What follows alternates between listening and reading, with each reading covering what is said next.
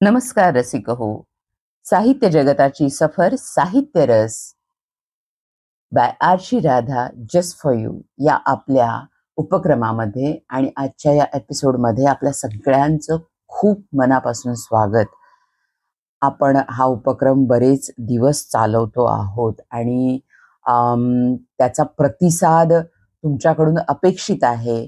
पण इतक्या काही राजकीय, सामाजिक घटना आणि नैसर्गिक अस्थैर्य या सगळ्या बाबी खूप फेर धरून आपल्या समोर नाचतायत समस्या बनून. त्यावेळी साहित्याकडे किती जण बघतात आणि किती जण साहित्याचा रसपान करतात याबद्दल थोडी शंका उपस्थित होण्यासारखी परिस्थिती आहे. पण तरी सुद्धा हे जे सगळं हा जो आमचा खटाटोप आहे तो ऐकणं, नव्या पिढीकडे जाणं आणि त्यांनी पुन्हा त्या साहित्यिकांना ऐकणं अपेक्षित आहे, त्यांना वाचणं अपेक्षित आहे.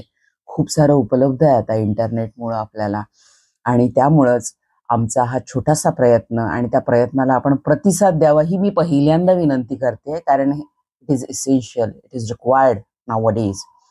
आणि त्यासाठी मी मागच्या वेळी आपल्याला म्हटलं होतं की आपण ज्या साहित्यिकांची समाजाशी नाळ जोडली गेलेली आहे, ज्या समाजात ज्या भवतालमध्ये ते वाढतात, तो सारा रस पिऊन आपल्या अभिव्यक्तीमध्ये आणतात, ते साहित्य एक वेगळ्या पद्धतीनं असं समाजाला दिशादर्शक होत असतं. आपल्या अगदी संत परंपरेपासून आपण जर विचार केला तर जे मूळ स्वाभाविक अस्सल आहे ते कायमस्वरूपी तसंच राहतं, ते बदलत नाही. परिस्थिती बदलत नाही त्याची.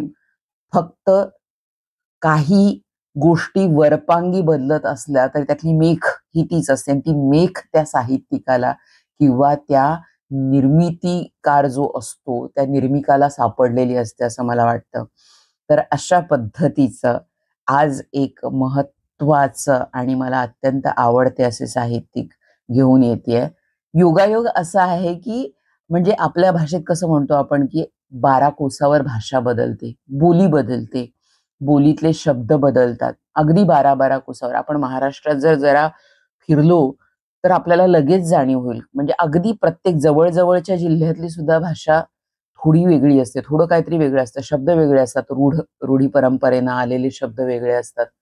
आणि योगायोग असा की हा साहित्यकार मला खूप जवळचा का वाटतो, कारण यांचे शब्द आहे ना मला असे चटकन असे भिडतात, पटकन जाऊन भिडतात. कारण का, माझं बालपण कोकणात गेलंय.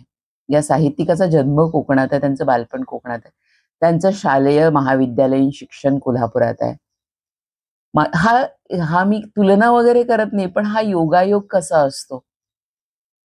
त्यांनी ज्या कविता साहित्य लिहिलेलं आहे ते कोल्हापूर, बेळगाव अशा पद्धतीनं, जिथं माझाही टप्प्याटप्प्यानी आयुष्याच्या वाटेवर तिथं मी राहिली आहे. तिथल्या भाषेशी, तिथल्या माणसांशी, तिथल्या मानसिकतेशी माझा जवळचा संबंध आलेला आहे आणि त्यानंतर करिअर म्हणून मुंबई आणि या बाबतीतही तेच साम्य आहे.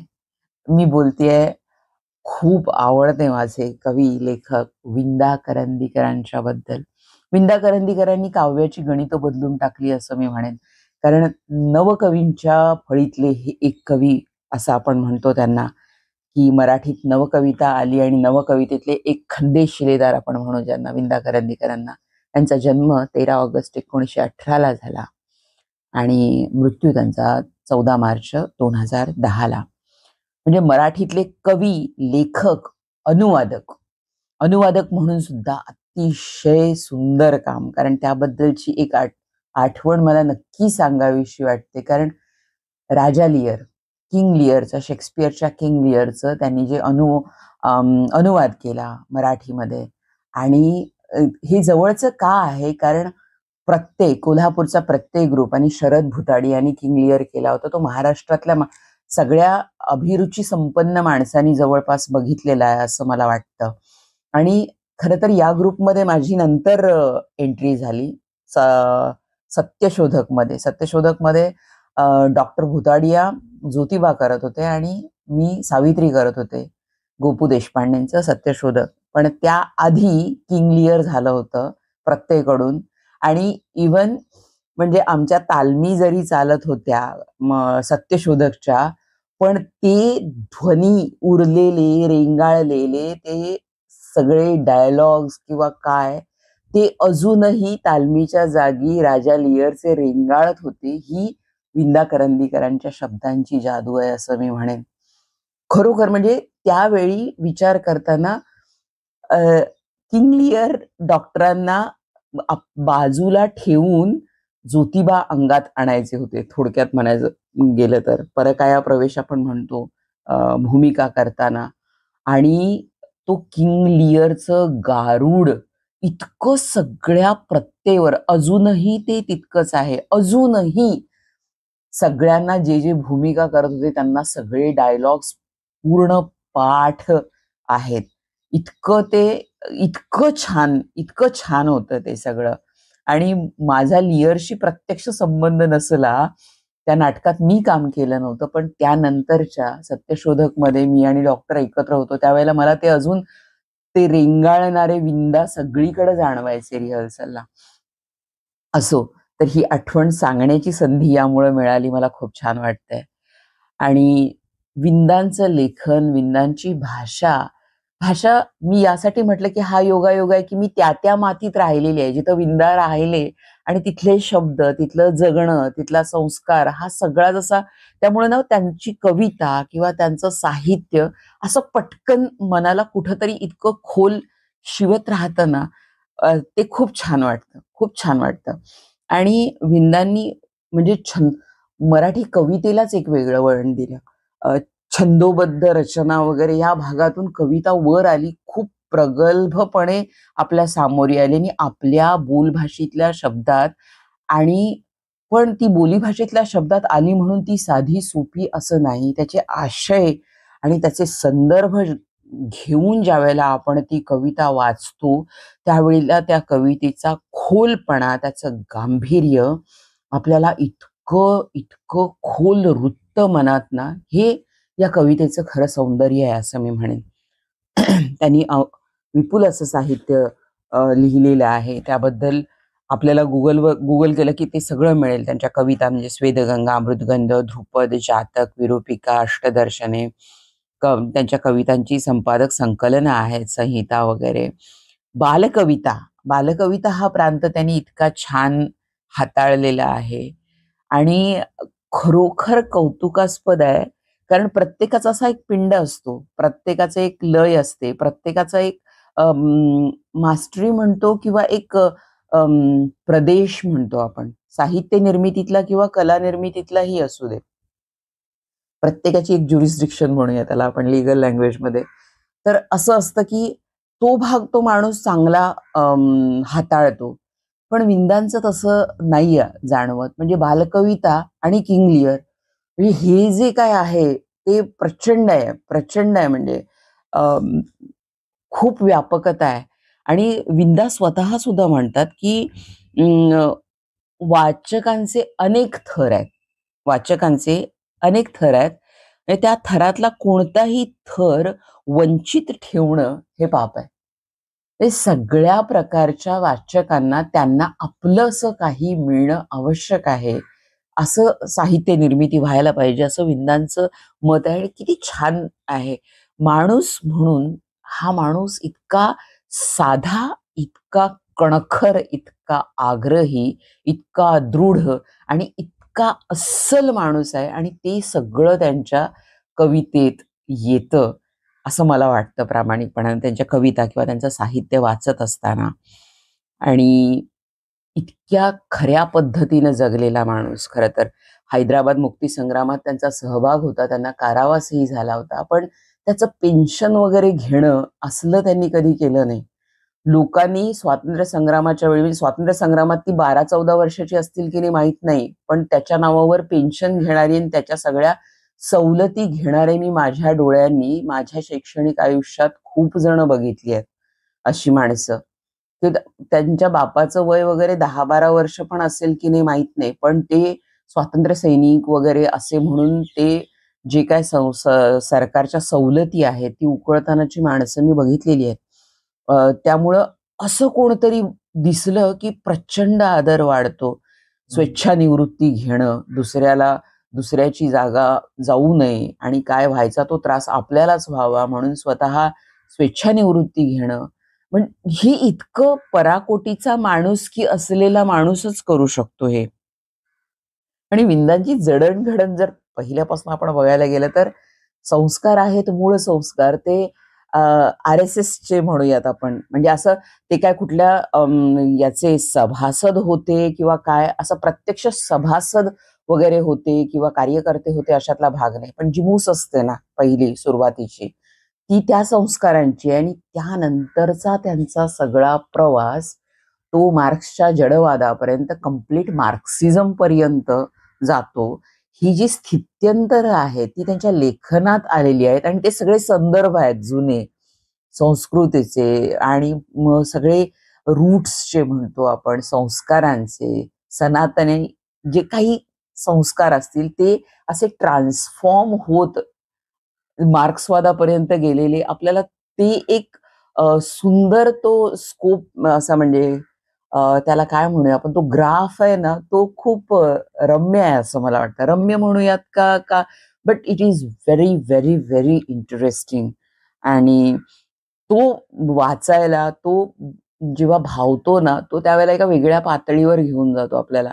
म्हणजे त्यांच्या प्रेमकवितांसाठी ते प्रसिद्ध आहेत किंवा ज्या बालकवितांसाठी प्रसिद्ध आहेत किंवा त्यांच्या सामाजिक प्रयोगशील कवितांसाठी सुद्धा ते तितकेच प्रसिद्ध आहेत.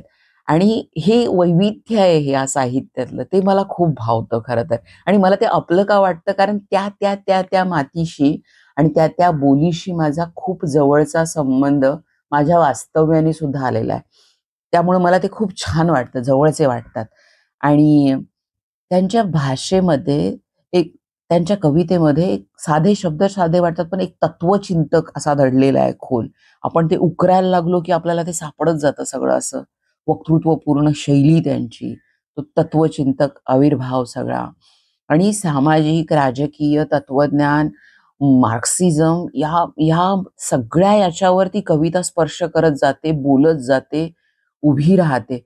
मला त्यांच्याबद्दल खूप वाचण्यापेक्षा मला अगदी आवडलेल्या, भावलेल्या आणि ज्यात मला ते जास्त एक्सप्रेस होतात म्हणतो ना आपण, त्यांची व्यापकता, त्या कविता काही मी वाचणार आहे. मला म्हणजे सगळ्यांना जवळपास सब घोडे 12% देणाऱ्याने देत जावे वगैरे या कविता त्यांना तेच ते, तेच ते या कविता सगळ्यांना आवडणाऱ्या, माझ्या मना दगड हो वगैरे ह्या सगळ्या कविता खूप आवडतात. पण मला आवडणाऱ्या कविता आज मी वाचणार आहे. आणि विंदांबद्दल आणखी एक अत्यंत खूप पुरस्कार मिळवलेले आहेत त्यांनी. पण सगळ्यात म्हणजे आपण महत्तम पुरस्कार जो म्हणतो साहित्य कृतींसाठीचा वगैरे तर त्यांना ज्ञानपीठ पुरस्कार त्यांना म्हणजे आपल्या मराठीतले ते तिसरे लेखक आहेत. वि. स. खांडेकर, कुसुमाग्रजानंतर विंदा करंदीकर हे तिसरे ज्ञानपीठ पुरस्कार मिळवणारे लेखक आहेत. आणि ही अत्यंत अभिमानाची गोष्ट आहे महाराष्ट्राकरता. तर या अशा मुसाफिरी करणाऱ्या साहित्यिकाच्या काही कविता मला वाचून दाखवाव्या वाटतात कारण ते जास्त महत्वाचं वाटतंय मला. त्या मला माझ्या पद्धतीने वाचेन कदाचित मी, पण त्या माझ्या कविता वाचनातनं आपल्यापर्यंत पोहोचवाव्या असं मला जास्त वाटतं. त्यावर बाकी सगळं बोलण्यापेक्षा मी कविता वाचेन कारण त्या खूप खूप छान आहेत त्या कविता. हे मी वेगळं सांगायला नको आहे. आणि तर आपण कवितांच्याकडेच वळूया. त्यांच्या संस्काराबद्दल, त्यांच्या लेखनशैलीबद्दल आणि त्याच्याबद्दल मी थोडक्यात बोललेच आहे. आणि सुमा करंदीकरांच्या बद्दल मी काय बोलू, इतक्या गोड जर पार्टनर मिळाली असेल लाईफमध्ये तर त्या माणसाची प्रतिभा का नाही फुलणार. त्यांच्या खूप पॉप्युलर कवितांमध्ये पछाडलेल्या असतील भारतीय स्त्रीचे स्थान, अष्टदर्शने, सारे तिथेच होते, मृदगंध, सब घोडे 12%, अर्धी रात्र वेडी, स्वेदगंगा, तडजोड, हे जे काही असलं तरी मला जे आवडतं ना ते मी आज आपल्यासमोर सादर करते. आणि त्यातनं मला भावलेली विंदा जास्त अभिव्यक्त होतात असं असं मला वाटतं. हे खूप पर्सनल असू शकतं. It's very subjective perspective. पण आहे असं. तर त्याची एक बालकविता मला पहिल्यांदा वाचून दाखवायची आहे. विठ्ठल बालकविता. पंढरपूरच्या वेशीबाहेर एक आहे छोटी शाळा.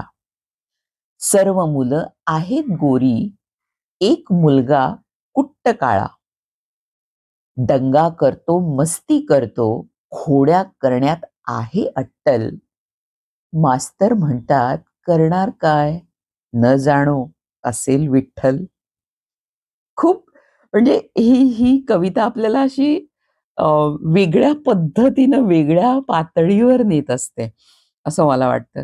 कारण जनरली यांचं लेखन आहे विंदांचं ते 1949 ते 1981 या कालखंडात त्यांनी विपुल लेखन केलेलं आहे.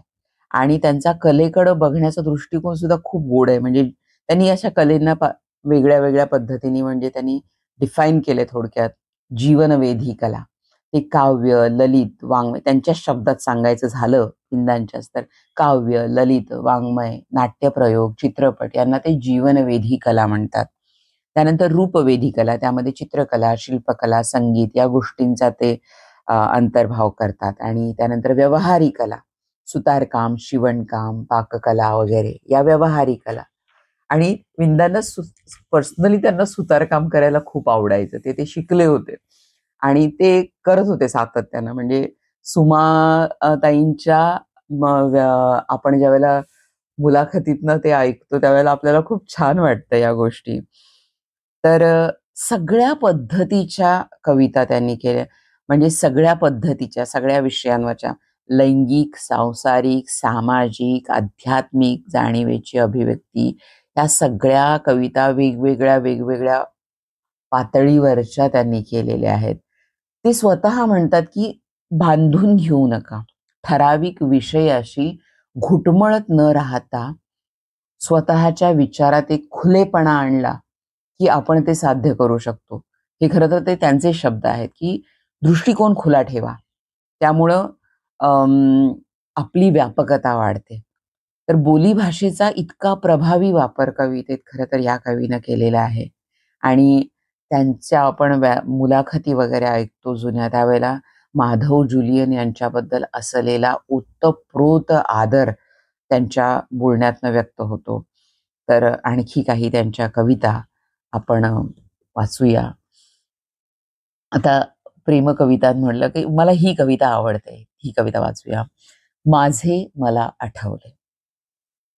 माझे मला आठवले, तुझे तुला आठवले, दोघांच्याही डोळ्यांमध्ये जुने पाणी साठवले. जुने पाणी काळे काळे तरंगली तवंगात शिळ्या वासनांची बाळे. माझे मला आठवले, तुझे तुला आठवले, दोघांच्याही वेदनेला कुणीतरी दटावले. तटावले कुणीतरी, तुभंगले जुने पाणी, प्रगटली हिमगिरी. माझे मला आठवले, तुझे तुला आठवले, नकळत हातांमध्ये हात गेले, गाठवले. सावरला पुन्हा तोल, जरी कळे दोघांनाही, जुने पाणी किती खोल. त्यांची आणखी एक कविता घेता, जी बऱ्याच जणांना खूप आवडते, माहीत असलेली, पॉप्युलर म्हणूयात आपण. देणाऱ्याने देत जावे, घेणाऱ्याने घेत जावे, हिरव्या पिवळ्या माळावरून हिरवी पिवळी शाल घ्यावी, सह्याद्रीच्या कड्यावरून छातीसाठी ढाल घ्यावी, वेड्या पिशा ढगांकडून वेडे पिसे आकार घ्यावे, रक्तामधल्या प्रश्नांसाठी पृथ्वीकडून होकार घ्यावे, उसळलेल्या दर्याकडून पिसाळलेली आयाळ घ्यावी, भरलेल्याशा भीमेकडून तुकोबाची माळ घ्यावी. देणाऱ्याने देत जावे, घेणाऱ्याने घेत जावे, घेता घेता एक दिवस देणाऱ्याचे हात घ्यावे. तो घेणारा सुद्धा अंतिमतः दाता कसा व्हायला पाहिजे हे यातून अभिव्यक्त केलेलं आहे. आणखी एक मला खूप भावलेली कविता म्हणजे हे श्रेय, पण हे श्रेय तुझेच आहे. म्हणजे आपल्या महाराष्ट्राच्या चळवळीमध्ये ज्या 105 हुतात्मे झाले त्यांच्या स्मारकासाठी किंवा त्यांच्या स्मरणार्थ किंवा त्यासाठी इतकं सुंदर लेखन. मला खूप भावते ही कविता. पण हे श्रेय तुझेच आहे. अंधाराच्या मस्तीवरती रक्ताची गुळणी थुंकून तू मातीच्या कुशीत शिरलास. ह्याची मांडी मोडू नका, हा माणूस शेवटपर्यंत उभा होता, बुडणाऱ्या गलबताच्या डोलकाठीसारखा. ह्याच्या हाताच्या मुठी वळा, भिवू नका, त्याच्या हातातील सर्व घट्टे खास त्याच्याच मालकीचे आहेत. त्याचे उघडे तोंड हे असे आवळू नका, पैशाच्या पिशवीसारखे. मेला असला तरी मवाली आहे, पटकन शिवी घालील. आणि असे उपचारासाठी कवटी फुटेपर्यंत थांबूही नका, ती अगोदरच फुटलेली आहे. पहा, उगवतीला फटफटले आहे आणि उद्याची ताजी बातमी शाई पिऊन झिंगली आहे. अंधाराच्या मस्तीवरती रक्ताची गुळणी थुंकून तू मातीच्या कुशीत शिरलास. ती माती तुला विसरणार नाही. अन्यायाची निदान अज्ञानाला चीड आहे. ह्या शेवटच्या दगडाचा आधार घेऊन एक बुरुज अजून दात विचकीत राहील. तुझ्या अभावाजवळ मी अजून उभा आहे. अंधार आणि अधिक अंधार यांच्यामधील रित्या रेताडात डावा पाय रोवून मी अजून उभा आहे. पण हे श्रेय तुझेच आहे. आणि त्यांचं जे वाक्य आहे ना, अन्यायाची चीड अज्ञानाला अधिक असते. कारण जे हुतात्मे झाले ते शेतकरी, कामगार वर्गातले, चतुर्थ श्रेणीतले झाले. कुणी हायफाय वेल एज्युकेटेड हायली रीड पर्सन त्यात हुतात्मा झाला नाही. आणि त्यांची ही ओळ अशी घुसते अंतःकरणात. अन्यायाची चीड अज्ञानाला अधिक असते. मला खूप आवडते ही कविता. आणखी एक झपताल, त्यांची तालचित्रमधली झपताल ही ऐकवायला पाहिजे. कारण त्यातनं विंदांचं एक कोवळं आणि सुंदर मन आपल्या समोर उभं राहतं. आणि झपताल. ओचे बांधून पहाट उठते तेव्हापासून झपाझपा वावरत असतेस. कुरकुरणाऱ्या पाळण्यातून 2 डोळे उमलू लागतात आणि मग इवल्या इवल्या मोदक मुठीतून तुझ्या स्तनांवर बाळसे चढते. उभे निसून वावरत असतेस. तुझ्या पोतेऱ्याने म्हातारी चूल पुन्हा एकदा लाल होते. आणि नंतर उगवतीचा सूर्य दोरीवरील 3 मुतेले वाळवू लागतो. म्हणून तो तुला हवा असतो. मधून मधून तुझ्या पायांमध्ये माझी स्वप्ने मांजरासारखी लुडबुडत असतात. त्यांची मान चिमटीत धरून तू त्यांना बाजूला करतेस. तरी पण चिवकाऊच्या मम्मम मधील एक उरलेला घास त्यांनाही मिळतो. तू घरभर भिरभिरत असतेस. लहान मोठ्या वस्तूंमध्ये तुझी प्रतिबिंबे रेंगाळत असतात. स्वागतासाठी सुहासिनी असतेस, वाढताना यक्षिणी असतेस, भरवताना पक्षिणी असतेस, साठवताना संहिता असतेस, भविष्याकरता स्वप्नसती असतेस. संसाराच्या 10 फुटी खोलीत दिवसाच्या 24 मात्रा चपखल बसवणारी तुझी किमया मला अजूनही समजलेली नाही. ते इतकं सुंदर. म्हणजे गृहिणी नाही म्हणत ते, गृहिणीला ते संसार योगिनी म्हणतात. ही किती उदात्त भावना आहे खरं तर. आणि ही कविता तशी त्यामुळे मनाला स्पर्शून जाणारी कविता आहे. म्हणून ती मी वाचली. अगदी मला यातनं असे वेगळे वेगळे वेगळे विंदा सापडतात वेगवेगळ्या धर्तीचे. आणि आत्ता मी ही शेवटची कविता वाचणार आहे, म्हणजे आत्ता या पॉडकास्टमध्ये, कारण आपल्याला तसा वेळ कमी आहे आणि खूप लांबत जाण्यापेक्षा थोड्यात गोडी म्हणतात ना आपल्या जुनी लोक, थोड्यात गोडी, तसं. पण ही कविता मोठी आहे, पण ही आत्ता सुद्धा तिच्या सगळ्या संदर्भासहित तितक्याच कणखरपणे या समाजातही तशीच उभी राहते, म्हणून ती मला वाचण्याचा मोह आवरत नाही. त्या कवितेचं नाव आहे, मृदगंध मधली कविता आहे, विंदा करंदीकरांच्या मृदगंध या काव्यसंग्रहातली. ती जनता अमर आहे. मृगाच्या वादळातून मी ऐकले मातीतील महापुरुषांचे आर्त निश्वास आणि विजेच्या कडकडत्या प्रकाशात पाहिले मानव पोलादी कण्यांचे जीवनाच्या ऍसिडात विरघळून जाताना. पाहिली मानवता दोन पेडांच्या जुनाट जात्याने दळत बसलेली आपल्याच पोरांना आपल्याच हातांनी आणि गात चिलयाच्या ओव्या. नाही रे उजाडत. वठलेल्या पिंपळाला अजूनही छळतो जुनाट महासंबंध. मातीतील पाळे येतात मातीवर, होते डोक्यावर वागळांचे ओझे. प्रेतावर बसतात जानवी घातलेली मानवी गिधाडे. भटाळ समाजाला घडतो विटाळ विधवेच्या केसांचा. यशोदा देशपांडेला मिळतो एका न्हाव्याशी एकांत आणि फुगतो गोकुळातील कृष्ण भेंड्यातील डोहावर. राधा मधुरा गोपी मधुरा मधुराधिपते रखिलम मधुरम.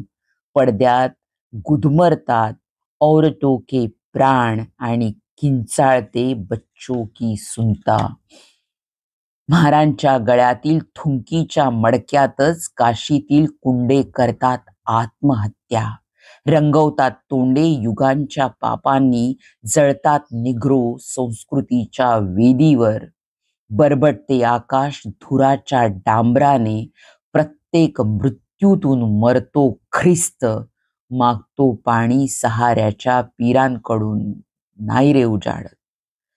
सरोज नवानगरवालीतील मरते मंडोदरी आणि उरते भांडवली भोगयंत्र. वाटवे वकिलाचा बुद्धीशी व्यभिचार, कापतो कायद्याने न्यायाची मान. निसटतो नथुमल पत्नीच्या खुनातून. लक्ष्मण आचारी चढतो फासावर, बरळतो वेडातच. हे काय, हे काय. मोटारच्या आवाजाने होतात जागृत डॉक्टरांचे कान. नर्मदा मोलकर्णीची आर्त किंकाळी थडकते दाराला आणि सापडते उंबऱ्यावर प्रेत. सोन्याच्या किल्लीनेच उघडतात दरवाजे, जातात उंट सुईच्या नेढ्यातून रात्रीच्या साम्राज्यात. नाही रे उजाडत. कर्जातच कुजतात मातीतील महापुरुष प्रतिभेच्या संसारातील चुलींच्या डोक्यावर. नाचतात मडकी, मुक्याने मरतात अनेक भूगंधर्व, अथवा बनतात सर्कशीतील कुत्रे. आकडेही नेणतात अनेक आईन्स्टाईन. दुबळ्या झोपड्यातील बरगड्यांच्या बराकीत सडते शौर्य. दोन वाघांना कोयत्याने कापणारा धुळ्या धनगर बसतो चाटीत पाटलाचे पाय 25 रुपड्यास्तव. फेडतो देश वर्षाच्या चाकरीने. कुजतात रसरसती बीजे आणि वाढतात अळंबे शेवाळे संस्कृतीच्या गटारात. फेसाळ शैलीवर उठतात बुडबुडे पश्मिनी शब्दांचे आणि मिरवतात साबणाचे व्यापारी सरस्वतीच्या दरबारात. मुक्यानेच मरतात मातीतील महाकवी. नाही रे उजाडत. काळ्या कुलपातून कुजते धान्य आणि तळमळतात अगांतुक अर्भके काळ्याच क्यूत. व्याल्याबरोबर वार खाणाऱ्या जनावराप्रमाणे गिरण्याच खातात गाडलेले कापड आणि वाटतात उघड्यांना नागड्यांना कोळशाचे धूर कर्णाच्या ऐटीने. ओसाड राजवाडे करतात रवंथ सरंजामी सत्तेचे, लावतात दारे आणि पदस्थल होतात गरम माणसांच्या उभेने. 63 पावसाळे. माहीत मातीशी झुंजणाऱ्या विश्राम शेलाराला नाही रे मिळाली नाचण्याची अंबील. पाय आखडल्यावर मेला भुकेनेच. कापडांच्या ढिगातून श्रमवितात नग्नता आणि जाळवतात गव्हाची शेते बुभुक्षित हातांनी. पाताळातील वेताळ नाही उजाडत, नाही रे उजाडत. जन्मतात अपत्ये आगंतुक अशिल्पित दुःखात्मक अपघात आणि फोफावतो मानवाचा वंश मानवी अनिच्छेने. पसरते नाही पण रक्तातील कणातून आणि होतो इच्छेला अर्धांग. नाही उजाडत, नाही रे उजाडत.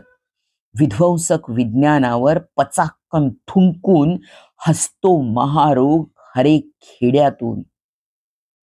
खुपसतो डोळ्यातून सडलेली बोटे. छाती छातीतील परांच्या गादीवर लोळतो राजयक्ष्मा. आठवते मला मावशीच्या डोळ्यातील करुण कहाणी, जेव्हा उचलताना दादाचे शव, खोकला नारायण आणि मागितले लाकडाचे पैसे लक्ष्मीच्या विश्वस्तांनी. युद्धाच्या नशेमध्ये प्रभावी विज्ञानेही ठरतात नपुंसक.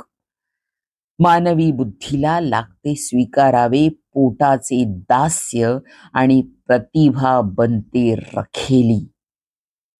नाही उजाडत, नाही रे बोलवत. आपुलिया बळे पाषाणी ओठातच पाहिजे लखलखली पोलादी जीव.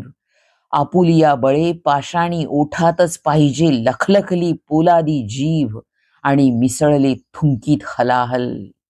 नाही रे उजाडत. जरी आरवला पहाटेचा कोंबडा फ्रान्सच्या खुराड्यात आणि नंतर फुटले तांबडे रशियाच्या क्षितिजावर. जरी चीनवर उधळला गुलाल उगवत्या आशांचा आणि सूर्यपक्षी लागले गाऊ 7 सप्तकातून. नाही रे संपत. आमच्याच रात्रीचा काळकुटी अंधार. वाटते फिरावे होऊन संबंध आणि लावावी रात्रीला आग. वाटते करावे काही अनामिक. निराशेच्या वातात आमच्याच रात्रीच्या पोटात कुजतो प्रकाश गर्भ.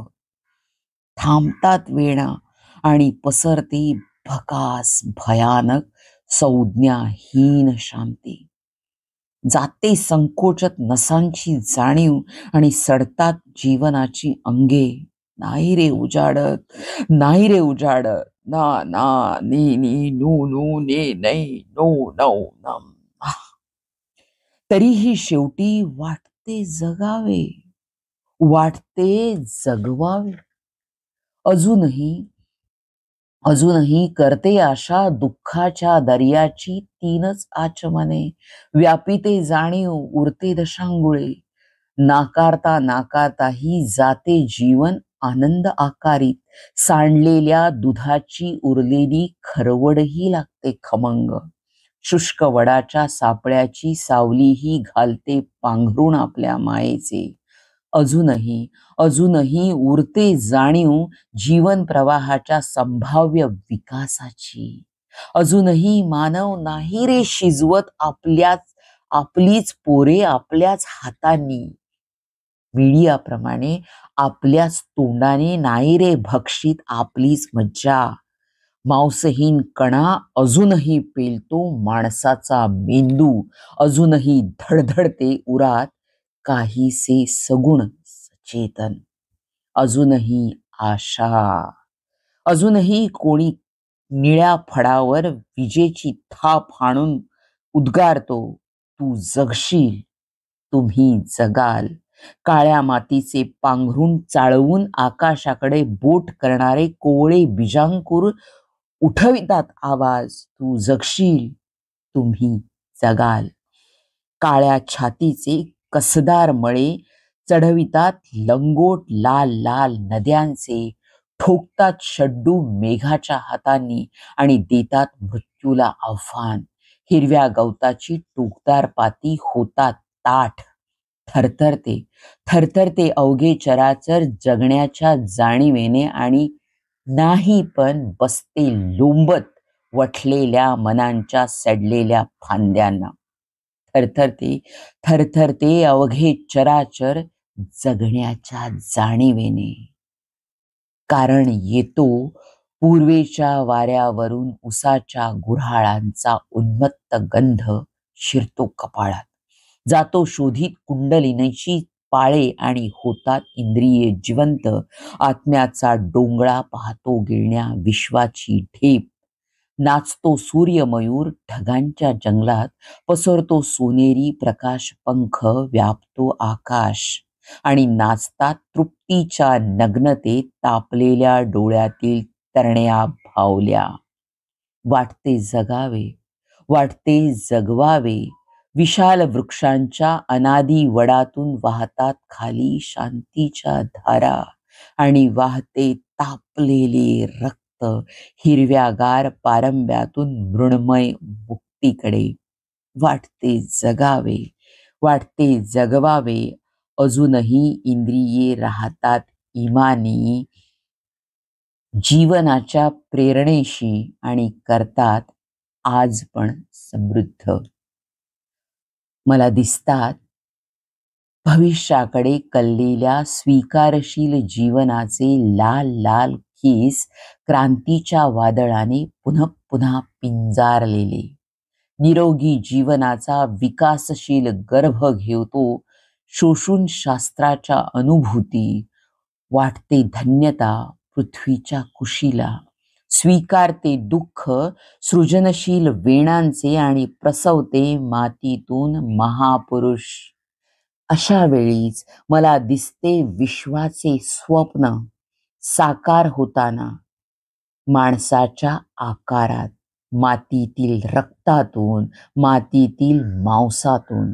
पृथ्वीच्या उबेतच वाढते जीवन आणि फोडते प्रकाश चोचीने विश्वाच्या अंड्याचे निळे कवच.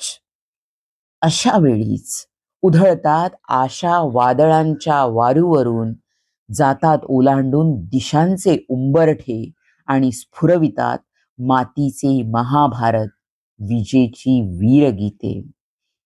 जनतेच्या पोटामध्ये आग आहे, आग आहे. जनतेच्या डोळ्यांमध्ये शंकराचा राग आहे. जनतेच्या ऐक्यामध्ये लाभाची लाट आहे. जनतेच्या पायांपुढे प्रकाशाची वाट आहे. जनतेच्या हृदयामध्ये अन्यायाची कळ आहे. जनतेच्या बाहूंमध्ये सागराचे बळ आहे. जनतेच्या इच्छेमध्ये नियतीचा नेट आहे. जनतेच्या हातांमध्ये भविष्याची भेट आहे. जनतेच्या नसांमध्ये लाल लाल रक्त आहे. जनतेच्या सत्तेखाली पृथ्वीचे तख्त आहे. जनतेच्या मुक्तीसाठी अजून एक समर आहे आणि जिचा आत्मा एक, ती जनता अमर आहे. आणि जिचा आत्मा एक, ती जनता अमर आहे. मंडळी, या कवितेनंतर मी काय बोलू? आत्ता या समाजात या घडीला वावरताना सुद्धा ही कविता किती रिलेटेबल म्हणूयात आपण आहे, त्याला मला अगदी मराठी शब्द या क्षणाला सुचत नाही आहे, त्यासाठी मी खोळंबत नाही, पण इट्स व्हेरी रिलेटेबल आत्ता आहे, एवढंच मी सांगते. तर मंडळी, हा एपिसोड तुम्हाला कसा वाटला? आणि विंदांना शतशः नमन करून मी समारोपाकडे वळते आणि समारोपापूर्वी आपल्याला नम्र विनंती करते की आमचा साहित्य रस, साहित्य जगताची सफर या साहित्य उपक्रमाला आपण जर प्रतिसाद चांगला दिला तर आम्हाला खूप हुरूप येईल. आमचं काम आम्ही करतच राहू, ते सातत्यानं करतच राहू.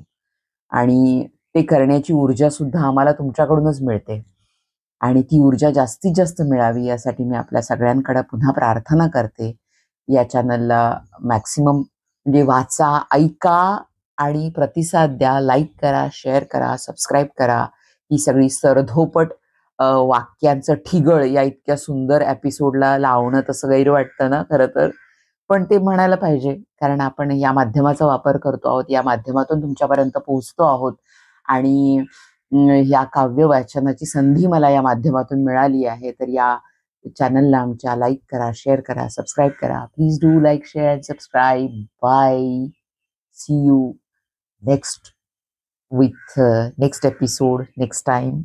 Thank you so much. आणि ऐका, चांगल्या साहित्यिकांना वाचा. ही दुर्मिळ आहेत. ही साहित्यरत्न, हे भांडार आहे मराठीतलं. त्या भांडाराला समजून घ्या. आपण किती मौल्यवान आहोत ते आपल्याला कळेल. तर पुन्हा एकदा सगळ्यांना नमस्कार. धन्यवाद.